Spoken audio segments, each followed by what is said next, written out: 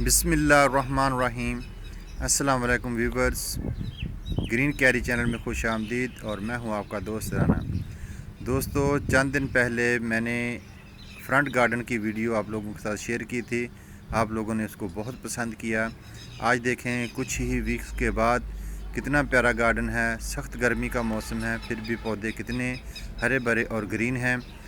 इसकी सेहत का राज आप लोगों के साथ आज डिस्कस करेंगे कि किस तरह इतनी गर्मी में हम पौधों को खूबसूरत और ग्रीन बना सकते हैं। इस एरिए में ना ही तो ग्रीन नेट लगा हुआ है और ना ही कोई इतना ज़्यादा साया आता है। बिल्कुल प्रॉपर यहाँ पर 8 से 9 घंटे की धूप आती है और फिर भी ये गार्डन के पौधे बहुत ही खूबसूरत हैं। तो इन पौधों का राज आज जानने के लिए हमारे साथ आखिर तक रहिए। तो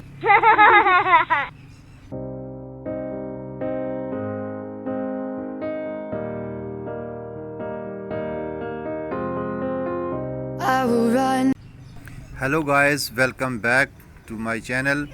दोस्तों, सबसे पहले हम बात करेंगे हमारा खूबसूरत फूलों वाला पौधा सनफ्लावर। ये हाइब्रिड का पौधा है, बड़े बीजों वाला है।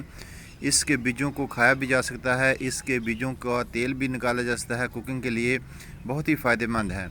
साथ में कुचिया प्लांट है, ये ग्रीन पत्तों वाला प्लांट है। मेरी एक वीडियो इस पर है। और ग्रीन चिली, मेरे गार्डन में बहुत सारे पौधे हैं और इन छोटे छोटे गमलों में इतने खूबसूरत और सेहतमंद पौधे ग्रीन चिली के देखें। 4 इंच का पॉट है और इसमें इतना बड़ा पौधा, और इसने फ्रूट लेना भी शुरू कर दिया है। ये फूल भी उठाना शुरू कर दिए हैं। तो दोस्तों, इसके साथ भिंडी का पौधा है, लेडी फिंगर। ये देखें, इसने भी भिंडी उठाना शुरू कर दी है। जहाँ पर सब्जियों के पौधे होते हैं, फूलों के पौधे होते हैं, वहाँ पर काफ़ी इंसेक्ट भी पैदा हो जाते हैं। गर्मी का मौसम है और इतनी गर्मी में कुछ इंसेक्ट हैं जैसे मिलीबग, सब्ज़ तेला, काला तेला, माइट्स और सफ़ेद मक्खी। ये 5 चीज़ें जो होती हैं, ये गर्मियों के सीज़न में खुद ब खुद पौधों पर पैदा हो जाती हैं। इनका तदारक के लिए, इनको किल करने के लिए हम पेस्टिसाइड जहर को इस्तेमाल करते हैं। अगर वो दस्तयाब ना हो तो नीम ऑयल को पानी में मिक्स करके स्प्रे करें, तब भी इन बीमारियों से छुटकारा हासिल किया जा सकता है। ये खाने वाली चीज़ें हैं। यहाँ पर हम ऑर्गेनिक तरीके से स्प्रे इस्तेमाल करेंगे। हम कोई ऐसी चीज़ इस्तेमाल नहीं करेंगे जिसमें जहरीला मादा हो। तो दोस्तों, ये प्लांट जो है ये फ़ोरोकुला का है, ये भी छोटे से गमले में है। तो इसके साथ हमने स्पिनच लगाई हुई है, पालक, यानी 5 से 6 गमलों में हमने पालक लगाई है, जो कि अभी हार्वेस्टिंग के लिए इतनी रेडी नहीं है। जल्द ही हम इसको हार्वेस्ट करेंगे। तो भिंडी के काफ़ी सारे प्लांट थे, काफ़ी सारी भिंडी लगी हुई है, तो इसको भी हार्वेस्ट करेंगे और फिर हमारे किचन में एक दिन की जो सब्ज़ी है वो बन जाएगी। तो घर में सब्ज़ियां उगाना इतना मुश्किल काम नहीं है। अगर हम थोड़ी सी मेहनत करें और कोशिश करें किस तरीके से इसको उगाया जा सकता है, तो हम अपने घर में गर्मियों के सीज़न में बहुत सारी सब्ज़ियां उगा सकते हैं।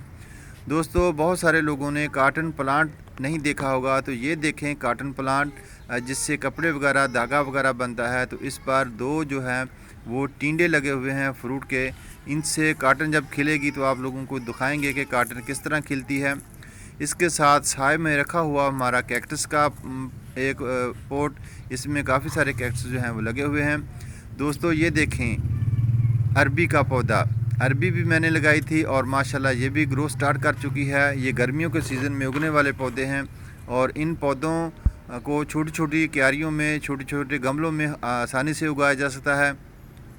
सनफ्लावर पर बहुत सारे फूल आ चुके हैं, ये भी छोटे से पॉट में लगा हुआ है। इसके साथ हैंगी बास्केट में परचूला लगाया हुआ है। ये परचूला प्लांट गर्मियों के सीज़न में बहुत सारे फूल देने वाला है। काफ़ी सारे पौधे ऐसे हैं जो अभी फ्लावरों पे स्टार्ट हो रहे हैं, इन पर फ्लावर खिल रहे हैं। ये हाइब्रिड का पौधा है सनफ्लावर का। मैंने काफ़ी लेट सीडलिंग की, इस वजह से इसकी हेल्थ जो है वो थोड़ी डाउन है। दोस्तों, बात करेंगे हम ज़रखेज़ मट्टी की। मट्टी ज़रखेज़ होना बहुत ज़रूरी है, गमला छोटा हो या बड़ा हो। पौधे की खुराक इसमें मुकम्मल होनी चाहिए और पानी इसको बार बार दें। गर्मियों का सीज़न है, गर्मियों में पौधे जल्द खुश्क हो जाते हैं। छोटे गमलों में 3 से 4 दफ़ा पानी दें।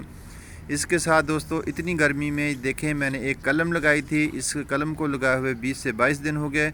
माशाल्लाह फुल धूप में फुल सनलाइट में, इतनी गर्मी में इसकी कलम जो है वो अपने नन्हे नन्हे पत्ते निकालना शुरू हो गई है।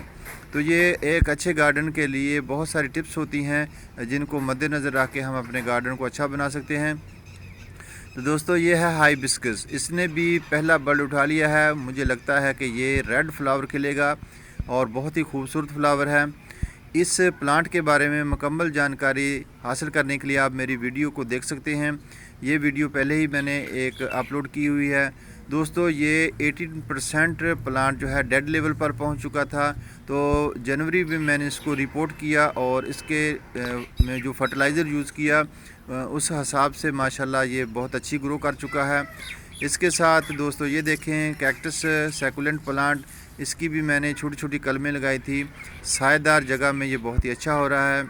ये है गुआरा का पौधा और इसके साथ ये देखें मैंने और सीडलिंग की हुई है, इसको रिपोर्ट करेंगे। ये काफ़ी बड़े हो चुके हैं लेकिन एक अच्छे गार्डन के लिए इनको रिपोर्ट करना और इनको संभालना ज़्यादा मुश्किल काम नहीं है। तो दोस्तों बात करता हूँ फर्टिलाइज़र की। आप ज़रूर जानें इस बात को कि हम क्या चीज़ें इस्तेमाल करते हैं जो हमारा गार्डन इतना ग्रीन है और किस फर्टिलाइज़र को ज़्यादा यूज़ करने से हमारे पौधों की हेल्थ ज़्यादा हो जाती है। किचन वेस्टेज, हम डेली रूटीन से अपने घर में जो खाना बनाते हैं, सब्ज़ी के छिलके होते हैं, फ्रूट के छिलके होते हैं, उनको फेंका मत करें। उनसे किचन वेस्टेज से वर्मी कंपोस्ट तैयार करें, उसको अपने पौधों को यूज़ करें। इसको लिक्विड शक्ल में भी बनाया जा सकता है और सुखाकर भी बनाया जा सकता है और मिट्टी के नीचे दबाकर भी इसको बनाया जा सकता है। तो दोस्तों देखें मैंने मिंट प्लांट भी लगाया हुआ है। मिंट प्लांट जो है वो काफ़ी हेल्दी है। ये डेली रूटीन से हम यहाँ से तोड़ते हैं, चाय में इस्तेमाल करते हैं, चटनी वगैरह बनाते हैं। तो ये 2 पॉट्स में बहुत सारा पुदीना जो है ये हासिल हुआ है। तो दोस्तों देखें इतनी गर्मी में मैं आपको दिखाता हूँ, ये सरफेस एरिया जो है ज़मीन का ये बिल्कुल खुश्क हो चुका है, बिल्कुल वाइट हो चुका है। तो इस पौधे को ज़्यादा पानी जो है हम नहीं देते डेली रूटीन से। दूसरे पौधों को हम पानी यूज़ करते हैं लेकिन ये प्लांट जो है ये 2 से 3 दिन एक दफ़ा पानी देने से सर्वाइवल कर जाता है, जिससे इसकी हेल्थ बहुत अच्छी होती है। इस पौधे को ओवर वाटरिंग हरगिज़ मत करें क्योंकि ओवर वाटरिंग से ये पौधा इसकी जड़ें बर्न हो जाती हैं और उसके लीव इतने ज़्यादा हेल्दी नहीं होते।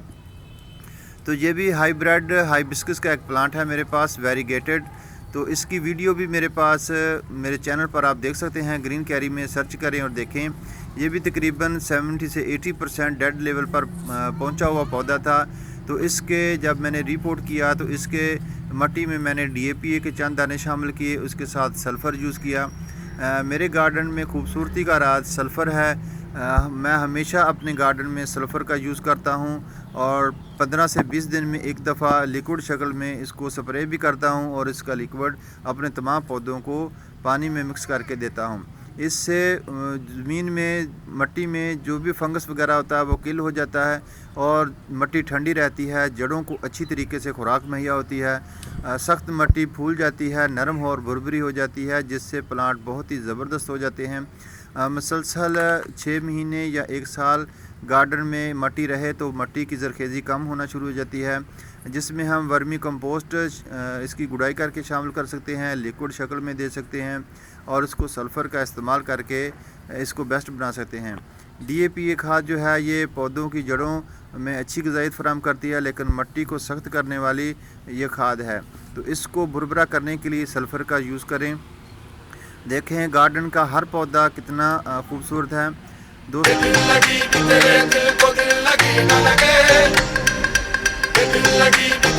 है मेरे पास इसकी एक बल्ब जो है इसकी जड़ मैंने यहाँ पर ट्रांसप्लांट की थी और इसके साथ मैंने डालिये के पौधे लगाए थे, मौसमी फ्लावर लगाए थे।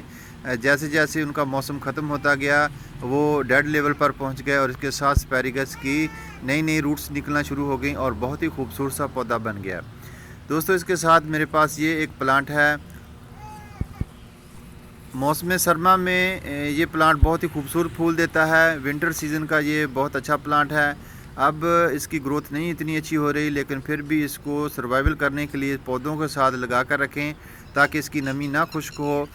दोस्तों देखें ये छोटे छोटे सूरजमुखी के प्लांट बहुत ही खूबसूरत हैं। ये जो क्यारी है ये बहुत ही अच्छी लुक दे रही है और यहाँ पर तमाम पौधे बहुत खूबसूरत हैं।